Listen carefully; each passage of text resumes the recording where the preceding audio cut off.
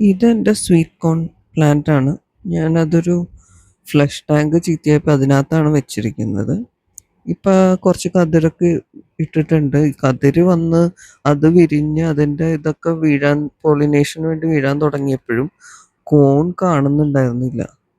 ഇതിൻ്റെ ഈ ഭാഗത്താണ് കോൺ ഉണ്ടാവുന്നത്. ഇപ്പം ഇതിലൊരു പുതിയ കോൺ വന്ന് ഞാൻ കണ്ട്. ഇത് സ്വീറ്റ് കോൺ ആണ്. മോളിൽ നിന്ന് പോളൻസ് വന്ന് ഈ മുടി പോലെ ഇരിക്കുന്ന ആ സംഭവത്തിൽ വന്ന് വീണ് കഴിയുമ്പോൾ പോളിനേഷൻ ആയിട്ടാണ് അതിൻ്റെ ഉള്ളിൽ മണികൾ ഉണ്ടാവുന്നത്. അപ്പോൾ അതിലിപ്പം എല്ലാം വീണുകൊണ്ടിരിക്കണമായിരുന്നു. ഇതുവരെ കോൺ വരാതായപ്പോൾ ഞാൻ വിചാരിച്ചു ഇനി ഇത് മുഴുവനും വിരിഞ്ഞ് തീർന്നാലും കോൺ ആകൂല എന്ന്.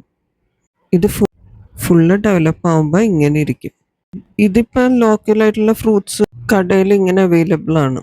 സ്വീറ്റ് കോണിന് സാധാരണ കോണിനേക്കാളും കുറച്ചുകൂടി സ്വീറ്റ്. നമുക്ക് വെറുതെ പുഴുങ്ങി തിന്നാം, അല്ലാതെ ബട്ടറൊക്കെ ചേർത്ത് ചുട്ടും തിന്നാം, സാലഡ്.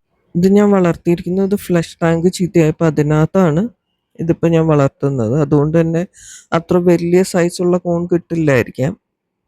പക്ഷെ വളർത്താൻ ഭയങ്കര ഈസി ആയിട്ടുള്ളൊരു പ്ലാന്റാണ് കോണിൻ്റെ എല്ലാ വർഗവും ഈസി ആയിട്ട് വളർത്താവുന്നേ ഉള്ളൂ. പക്ഷെ ഇതിൽ ഏറ്റവും എഫക്റ്റ് ആവുന്നത്, പ്രശ്നം ഉണ്ടാകുന്നത് ഒരു എലപ്പേൻ എന്ന് പറയുന്ന ഒരു കറുത്ത ജീവി ഇതിൻ്റെ ഇലകളിൽ വന്ന് ഇരുന്ന് പോയാൽ പിന്നെ ഈ ചെടി മുഴുവനും ചീത്താകും.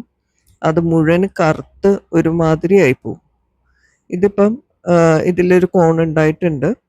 അത് പോളിനേഷനൊക്കെ കഴിഞ്ഞ് മൂക്കാറാവുമ്പോഴത്തേക്കും പൊട്ടിക്കാനായി എന്ന് നമുക്ക് മനസ്സിലാവുന്നത് ഇതിൻ്റെ ആ കോണിൽ ഉണ്ടാവുന്ന രോമം പോലത്തെ ആ സംഭവം അതൊരു ബ്രൗൺ കളറ്, ഒരു ഗോൾഡൻ കളറായി മാറും. അത് അങ്ങനെ ആയിക്കഴിഞ്ഞാൽ പോളിനേഷൻ കഴിഞ്ഞു, എല്ലാം കഴിഞ്ഞു, പൊട്ടിക്കാൻ റെഡിയായി എന്നുള്ളതാണ് അതിനർത്ഥം.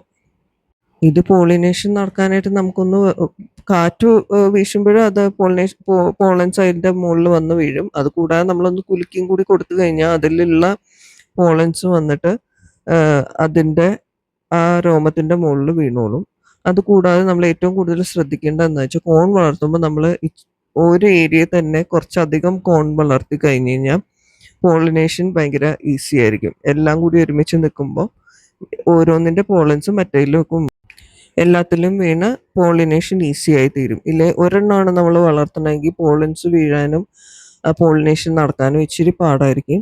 അതുകൊണ്ട് വളർത്തുമ്പോൾ കൂടുതൽ ഒരു 3-4-5 ഒരുമിച്ച് ഒരിടത്ത് തന്നെ വളർത്താനായിട്ടുള്ള ഇത് ശ്രമിക്കുക. അത് ചട്ടിയിലായാലും കുഴപ്പമില്ല, സൈസ് ഇച്ചിരി കുറവായിരിക്കുന്നേ ഉള്ളൂ. ഇപ്പോൾ ഏരിയില്ലാത്തവർക്ക് ചട്ടിയിൽ വളർത്തുക അല്ലാതെ വേറെ നിവർത്തിയില്ലല്ലോ. അപ്പോൾ ഒരു ചെടിച്ചട്ടിയിൽ ഒരെണ്ണമായിട്ട് വളർത്തിയാൽ അതാണ് നല്ലത്, കുറച്ചും കൂടി സൈസ് കിട്ടും. ഇതിന് ഞാൻ ഉപയോഗിക്കുന്ന വളം കമ്പോസ്റ്റ് മാത്രമേ ഞാൻ ഉപയോഗിച്ചിട്ടുള്ളൂ. ഇടയ്ക്ക് ഇച്ചിരി സ്ലറി ഒഴിച്ചു കൊടുക്കാറുണ്ട്. ഇതേപോലെ മണ്ണിൽ വാരം കോരിയും വളർത്താം, അപ്പോൾ കൂടുതൽ സൈസ് ഉള്ളത് കിട്ടും. ഒരു ചെടിയിൽ ഒന്നിൽ കൂടുതൽ കായും ഉണ്ടാവാറുണ്ട് ഈ വെറൈറ്റിയിൽ. നിങ്ങളും ഒന്ന് ട്രൈ ചെയ്ത് നോക്കിക്കോളൂ. വിത്തിന് നമുക്ക് ബുദ്ധിമുട്ടൊന്നുമില്ല. ഫ്രൂട്ട് സ്റ്റോളിൽ നിന്ന് കിട്ടുന്ന ആ കോൺ വാങ്ങിച്ചിട്ട് വിത്താക്കാവുന്നതേ ഉള്ളൂ.